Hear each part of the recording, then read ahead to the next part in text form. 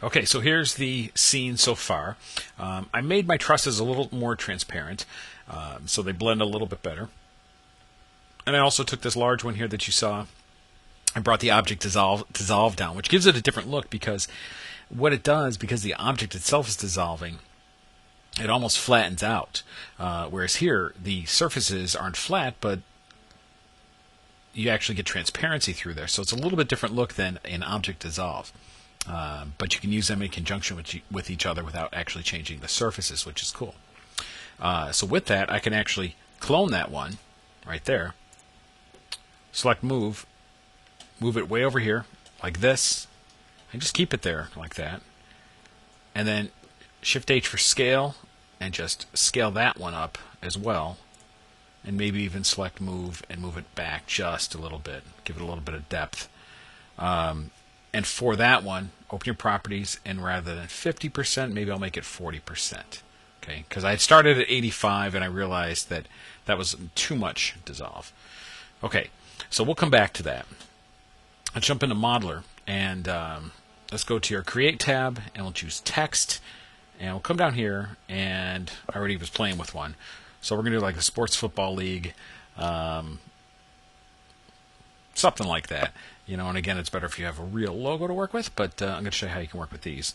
Now, if you open up your numeric, you can choose font. I'm trying to choose something that I think you would probably have in your system, so we're going to choose a bold italic. I do like this initial black as well, but let's see what else we got down here. We can also try good old Helvetica. That might actually work. Let's try that. So it's a Helvetica bold italic. Anything like that will work. Okay.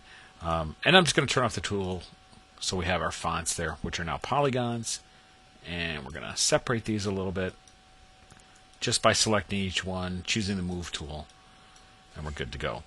From here, you can extrude it out. Okay.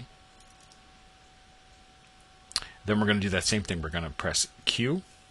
We're going to call it SFL sides. And it looks like they're flipped, so I'm going to press F to flip them inside out. Okay, I could see that they were flipped. And we're only going to worry about the front this time, so I'm going to select all these, press Q, SFL bevel. Then I'll press B for bevel, and we're going to bevel these down and out a little bit. And then we're going to right-click once to reset that bevel. And yep, can't do it. So we're just going to leave it like that. We're not going to try and do any tricky bevels here, but we're going to rename this SFL face. And then we'll click a little blank area to deselect. Now, here's something, because this font was inside out, which happens once in a while, and then I extruded it, the bevel itself is actually inside out.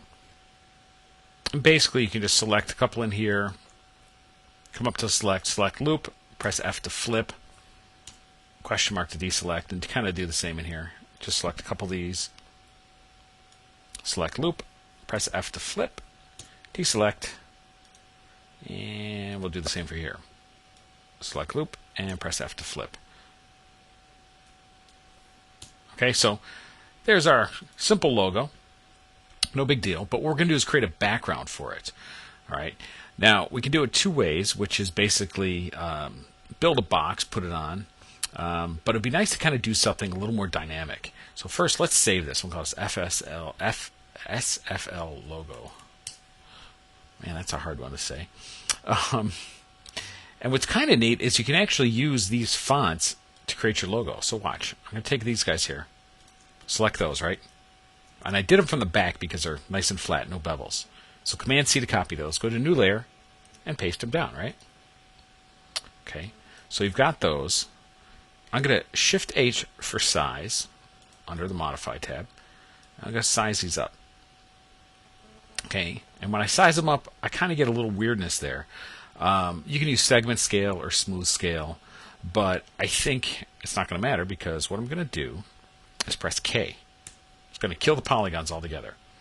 And I'm going to get rid of, in the points, I'm going to get rid of these center points here. We don't need any of these. Okay. Delete those. And anything beyond that top there, we're not going to need to about here.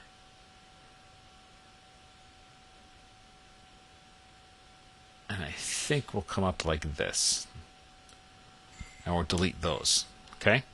Because what we're doing is basically just creating a background polygon. And I'm going to size this one so it matches a bit.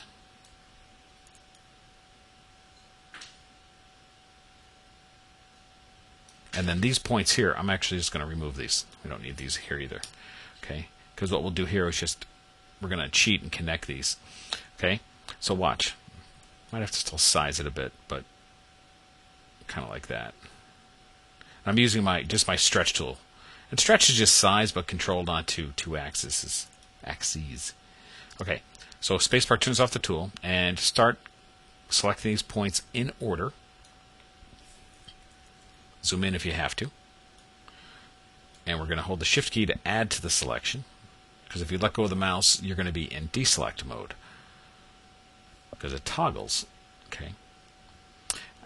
And again, this is probably better if you have a designer build all this for you, especially in Illustrator. Okay, and I'm missing a point here, so I'll show you how to fix that. And then we're going to press P to make a polygon. And what we've essentially done is created a background based on our font. So Control T to drag, and let's just even this out like that. Okay. Now I want to create a point there, so I'm going to select it. Make sure the polygon's selected. You have to go to polygon mode. Under Create, you go to Points, and let's do. Actually, I think we got to go to Multiply. Now we're going to go to Add Points, and just click on that to add a point. Then Control T. It's hard to see, but I know it's there. And let's keep our spacing alive. Doing that, okay. So nothing glamorous, but just now you can get this cool looking background. Now over here for the S, it's actually not bad like that. You might want to straighten it out, but I think I'm just going to leave it kind of on an angle like that. Could be something neat. You can mirror the S if you want, by, maybe pulling it around like this or doing something, or even just pulling it up like that, taking one of the other points, and perhaps going to point mode, which I just use a spacebar to do, and pulling that down, just shaping these points a little bit. Totally up to you. Okay, but you've got that. This one can come down just a little bit, and even out, and then you do the same thing. Select Extrude. Okay, this one I might actually want to size up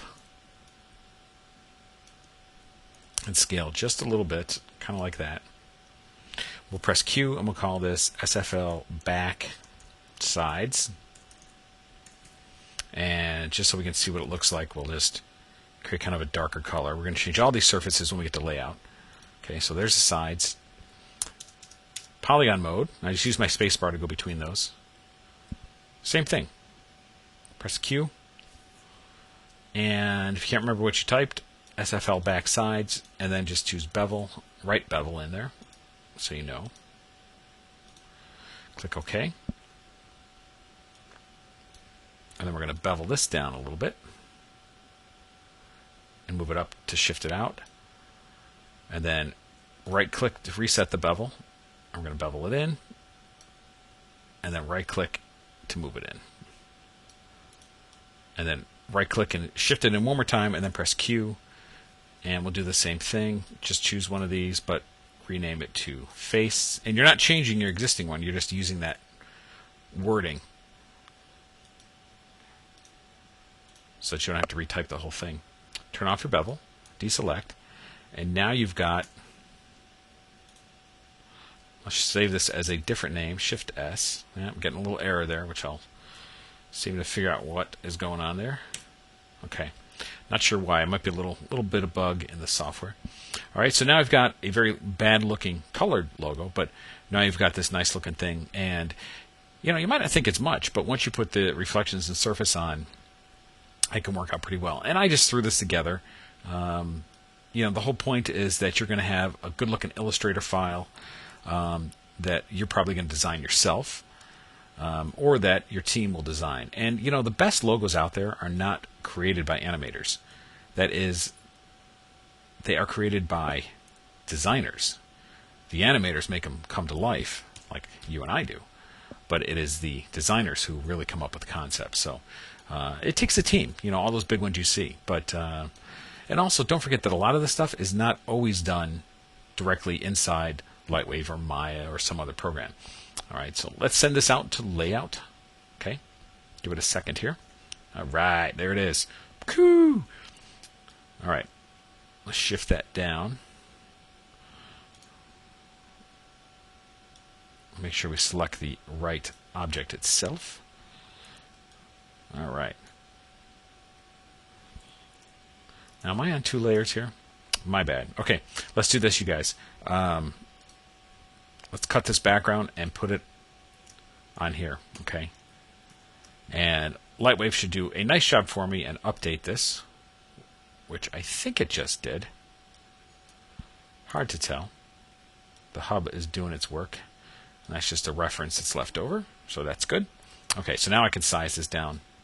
Now, you see how things are jumping around? That is because I am beyond 50,000 polygons. So, got to be careful there that you can see what you're doing.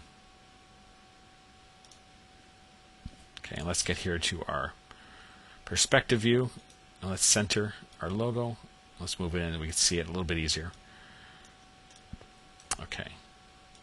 I'll select the logo. There we go. Shift H for size. And what I'm going to do is just simply rest that right on top of that little football field.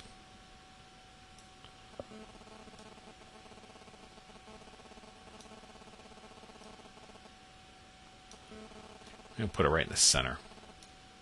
Okay. Now it looks like the faces of my object, I have some issues there. So let's see what's going on. Okay, so Lightwave asked me to save, which is good. Now I'm not quite sure why, and it could have been a translation coming over to layout, but it looks like it's okay in Modeler.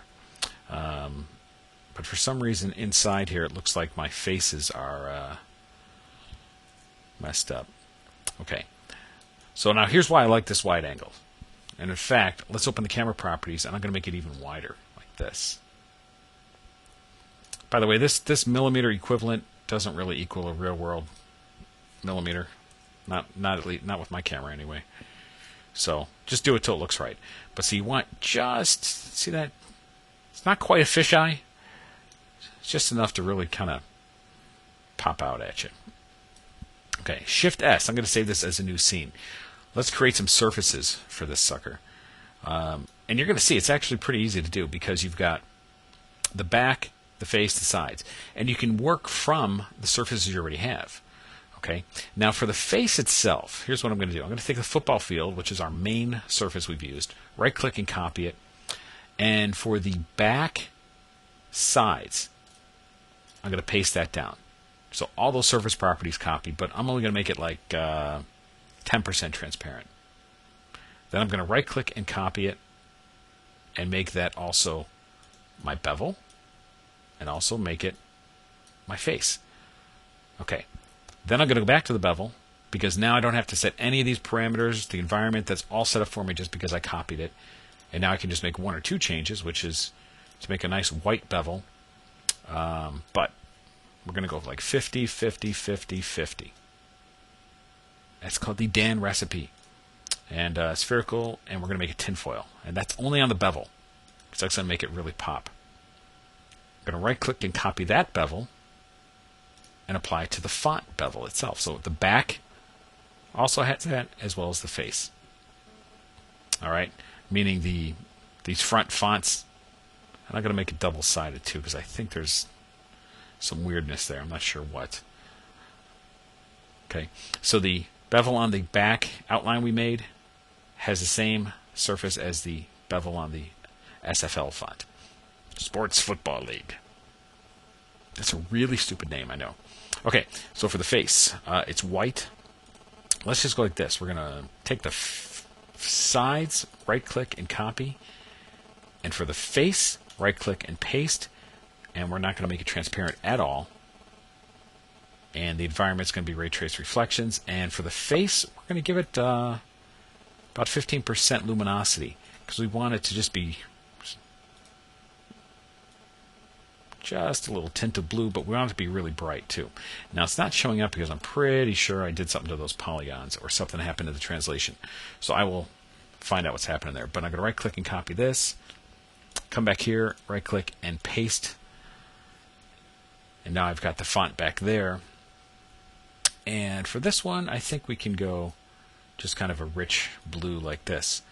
And the reason that's going to work, and it looks like, yeah, my font is missing there. I'm going to make sure this is like 50% reflective, and you'll see why in a minute. And I want to make sure it's ray traced, okay? So this is this back face, this back plate. It's going to be highly reflective as well as the sides. I want this ray tracing and spherical of the font, because I want the inside of these letters and the back to be very reflective, okay? But we can throw in some fractal reflections there too. So for the sides here, we're going to go 50, 50, 50, 50. Okay. So let's go File, Save All Objects, and Save Scene by pressing S.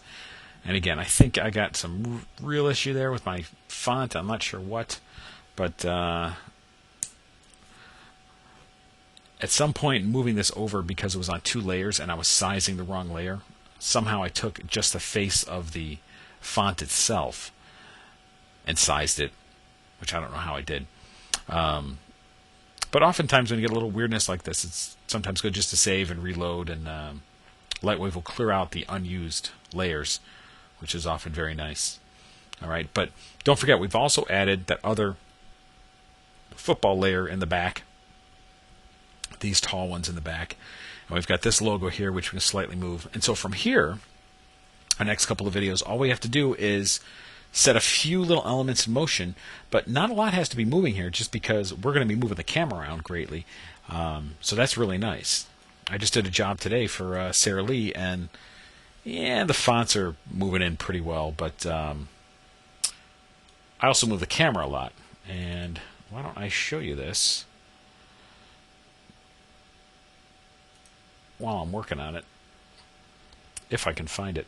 I will find that for you and call it up right now, simply because I think it, again, I didn't want this to be just a typical logo tape, but this is not the final, because here